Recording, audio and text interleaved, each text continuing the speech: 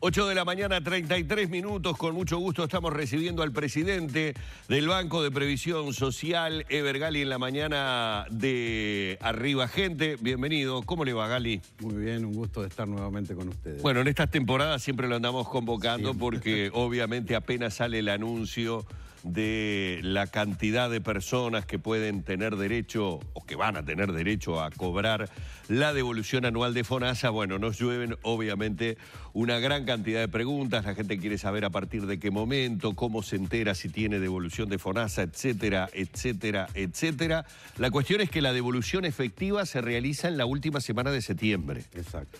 A partir de allí. Pero la averiguación ya la podemos empezar a hacer antes, ¿no? Sí, en primer lugar, señalar que este año tenemos un número similar de personas al año pasado, algunos cientos más nada más, son 145.734.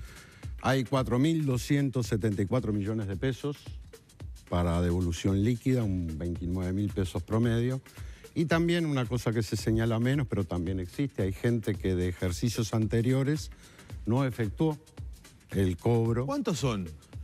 29.000 personas por un total de 340 millones de pesos. Verán que el promedio ahí es bastante menor, pero esto sucede en todos los pagos cuando son tantos miles. ¿Y cuántos años para atrás son lo que se puede...? Bueno, en realidad en esto se aplica la caducidad cuatrienal. Después de Cada 4 4 años sin cobrar, caduca. De manera que en este momento son liquidaciones del 2013 en adelante, sin perjuicio de que hay algunas fechadas, 2011 y 2012, porque corresponde a reliquidaciones que se presentaron y ajustes. Siempre me dio curiosidad Sí. de por qué la gente no va a cobrar lo que tiene para cobrar. Sí, No siempre, saben, ¿no? siempre preguntás eso, ¿cómo no cobran? Pero bueno, hay situaciones de distinto tipo que hacen que no se hagan ese efectivo. Algunos no cobran Esos por pagos. desinformación, porque no lo Yo creo saben, que sí, que y es otros el por principal desinterés. motivo. No, los canales de información son muchos. No, bueno, pero si la persona no presta atención, no se Sí, informa. ¿Qué es? puede ¿Es ser. desinterés? Puede ser. Siempre en los pagos de este tipo quedan recibos sin pagar. Pero bueno, el lenguaje antiguo, hablando de recibos, ya no hay más recibos. Sí. Pero bueno, esto para el cobro de las personas tiene como 3 etapas. Una primera etapa empieza mañana, viernes 31, se va a poner toda esta información y más en la página web del Banco de Previsión Social. Allí va a haber diversos ejemplos, va a ver cómo se puede cobrar, va a haber un lugar en donde la persona desde mañana va a poder hacer la consulta si tiene o no devolución FONASA. Esta consulta también la va a poder hacer por el 0800 2016. Ahí la respuesta va a ser, ¿tiene devolución o no tiene devolución? No el monto. No el monto. Perfecto. A partir del 13 de septiembre se inicia una segunda etapa en donde sí se accede al monto que la persona tiene disponible para cobrar. Esto, si se quiere la liquidación completa y a distancia, lo obtienen quienes tienen el contrato de usuario-persona, quienes son usuarios en línea del Banco de Previsión Social. Para hacerse usuario en línea es una gestión muy simple en cualquier agente de la red de pagos y cobro del BPS o en cualquier local del propio BPS, incluso del Ministerio de Trabajo en el interior del país. Se hace usuario en línea, allí tiene 77 informaciones y trámites distintos disponibles, además de o directamente concurriendo a las oficinas del Banco de Previsión Social. Y luego la tercera etapa es el cobro. El pago se inicia el 24 de septiembre. Básicamente hay 2 modalidades. Todas las personas pueden cobrar a través de su banco, de su cuenta bancaria o si tiene cuenta en emisores de dinero electrónico. ¿Cómo tiene que hacer para eso? Directamente... En realidad, pueden en algunos casos y están obligadas en otros. Sí. En primer lugar, quienes ya hayan cobrado devolución FONASA en ocasiones anteriores a través de un banco o institución de dinero electrónico y quieran seguirlo haciendo ahí, no tienen que hacer nada. Les va a ir automáticamente. Quienes quieran empezar a cobrar por este medio van al banco o a la institución de dinero electrónico. No tienen que venir para nada al BPS, van a su y donde tienen la el cuenta trámite allí, dicen, y hacen la solicitud. Quiero recibir la devolución FONASA a mi cuenta. Exactamente, piden ahí y eso queda. Como bien decía, cualquiera puede hacer este trámite, pero quienes perciben más de 10.000 unidades indexadas, unos 36.000 pesos al día de hoy, obligatoriamente lo tienen que hacer a través de cuenta bancaria o en emisor de dinero electrónico. Claro, no hay chance en ese caso de ir a cobrarlo a las redes de cobranza. No hay chance. Quienes no tengan esta gestión hecha van a poder, por dígito de su cédula, ir a cobrar, inicia el 24, esa semana, a razón de 2 dígitos por día, van simplemente con su cédula, cualquier agente de la red de pagos y cobro, y presentando la cédula hacen efectivo el cobro.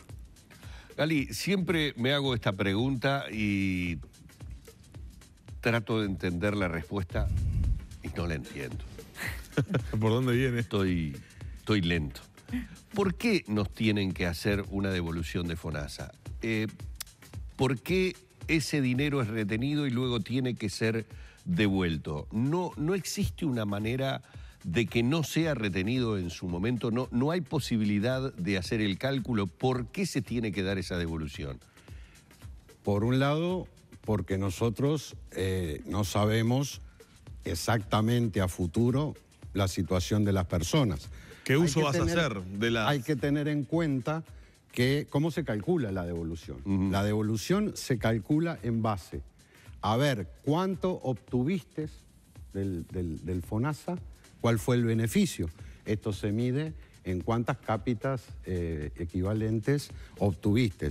Si sos vos solo, si vos generaste derecho para tu cónyuge, para hijos. Hay que ver cuánto suma eso a lo largo del año, más un 25%. Y esta cifra la comparo con lo que se te retuvo por FONASA. Si hay un exceso de lo que tú obtuviste del sistema más un 25%, te lo devuelvo. Esa es la devolución FONASA. Ahora bien, tiene que tenerse en cuenta también, porque hay algunos sectores que sí pueden dejar de aportar en algún momento, los titulares de servicios personales. Eso que también a cierta altura del año, en abril decimos, vence el plazo para la declaración jurada FONASA. Bueno, el tema es también que a los trabajadores dependientes el descuento se lo hace la empresa. Agregaríamos una enorme complejidad y una enorme red de comunicación con la empresa para avisar si está o no está. Y después, si en julio dijimos que está pronto, pero tiene un hijo, la cónyuge se quedó sin trabajo y bueno, le entra a dar el derecho, yo dije, ya está, pero no está, porque ahora surgen nuevos derechos. Entonces, ese cálculo es distinto. Por tanto, es la forma más adecuada esta. El dinero está a buen recaudo, lo van a cobrar, pero bueno, no hay otra forma razonable. La pregunta tiene que ver porque está perfecto que usted diga el dinero está a buen recaudo, lo van a cobrar.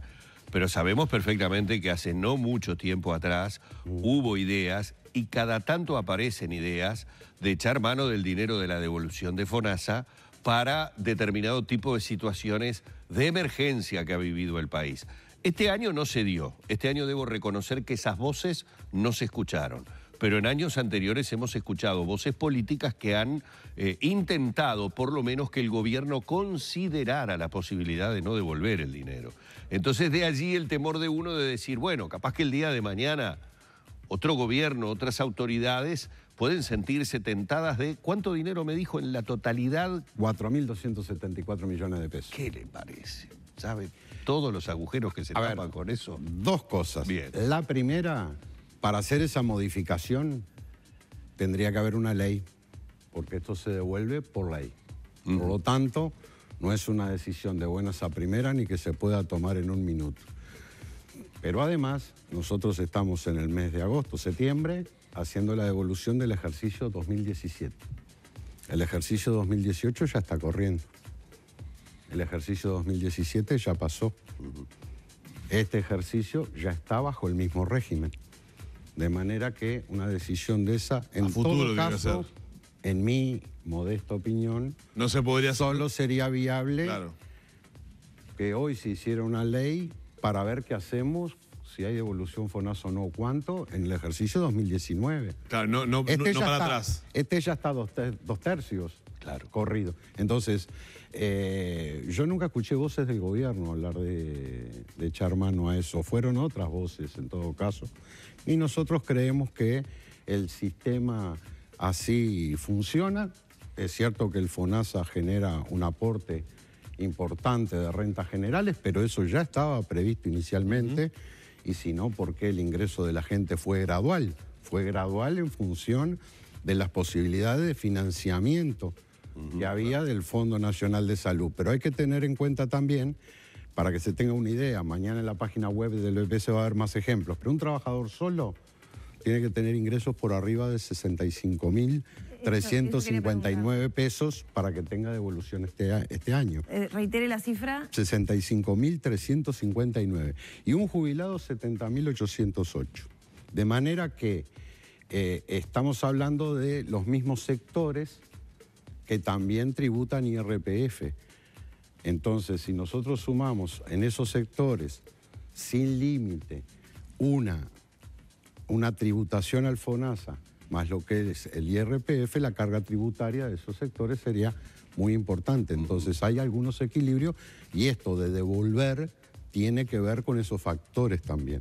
¿Cuántos son los ingresos de las personas? ¿Cuánto tributan? 145.000 usuarios que se verán beneficiados con la devolución. Usted decía una cifra similar a la del ejercicio anterior, 2016. Sí. 4.274 es el monto, 4.274 millones de pesos es el monto a devolver. ¿Es el mismo? Porque eso puede variar, ¿no? No, sí, varía. No necesariamente la misma cantidad de usuarios implica el mismo monto, puede variar. En realidad, ese monto es alrededor de un 9 y pico, 10% más que el del año pasado. ¿Y eso por qué? Que es más o menos la evolución del índice medio de salarios.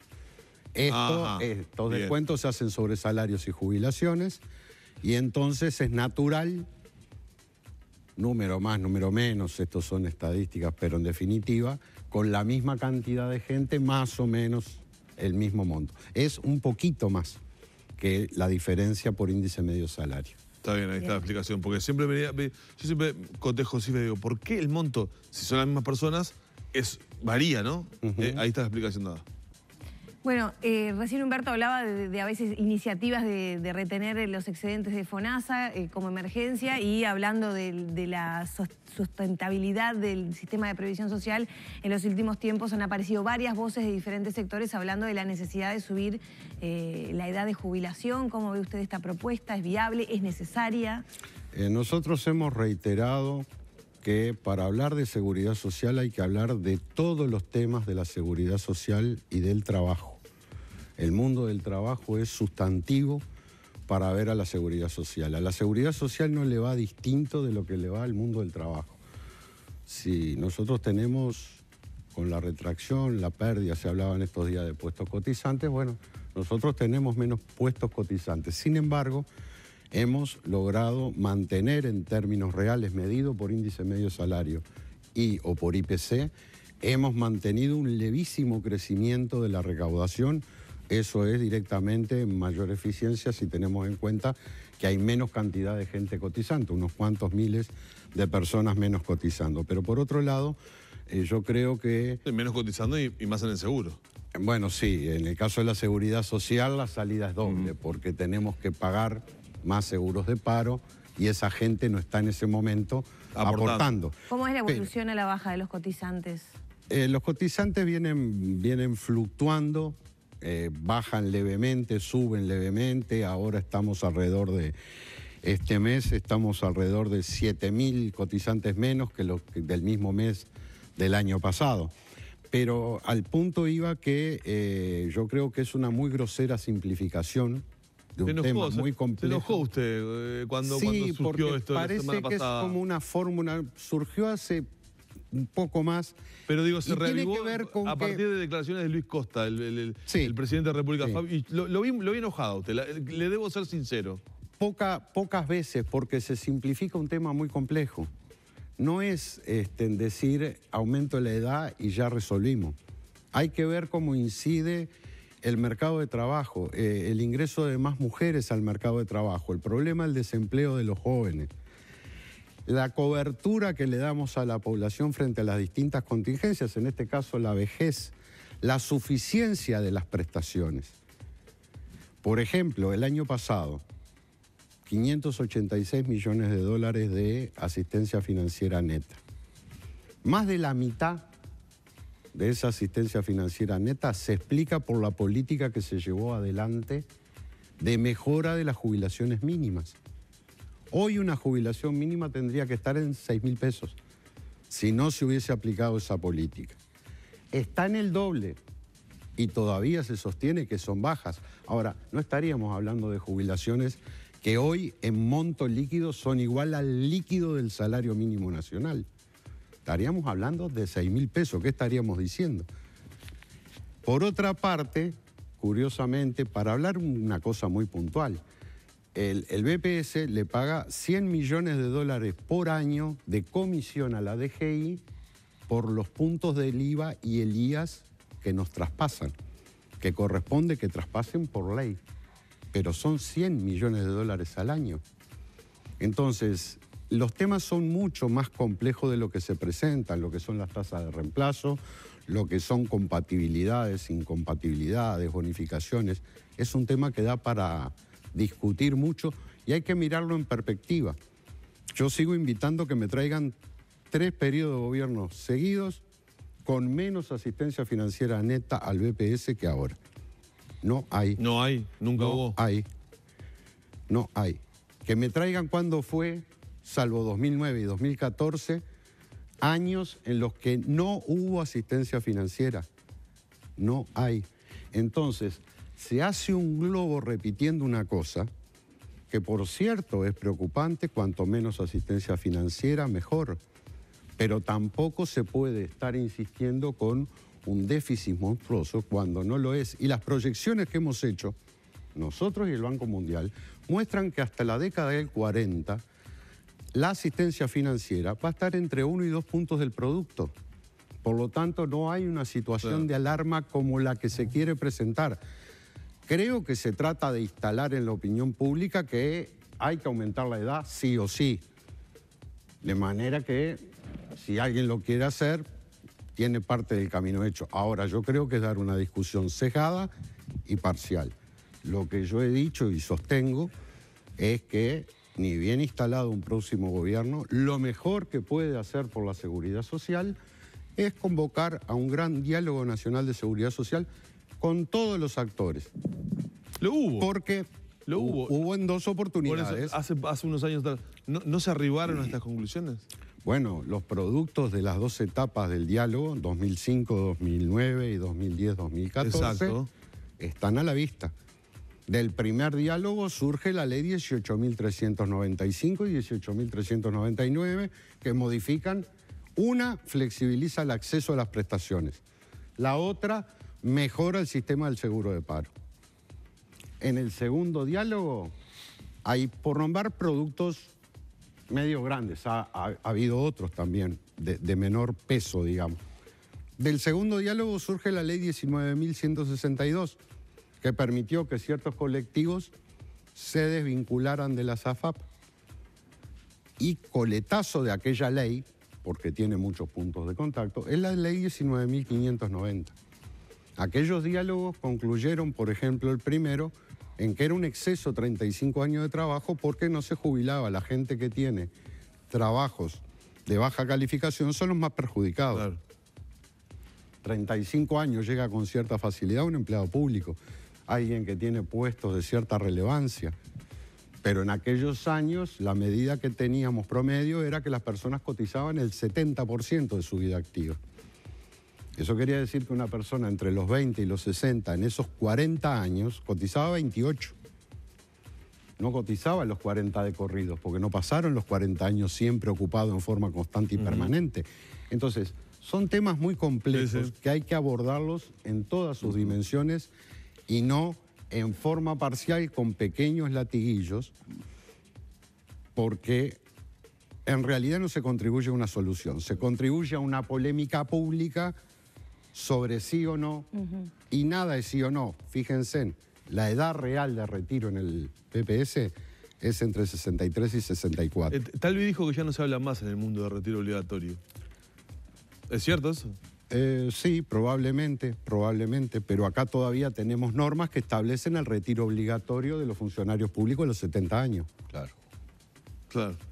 En algunos lugares es menor, pero además, si prolongamos la permanencia de las personas en sus puestos de trabajo, ¿cuáles son las herramientas de creación de empleo? Porque el desempleo entre los jóvenes sigue siendo alto.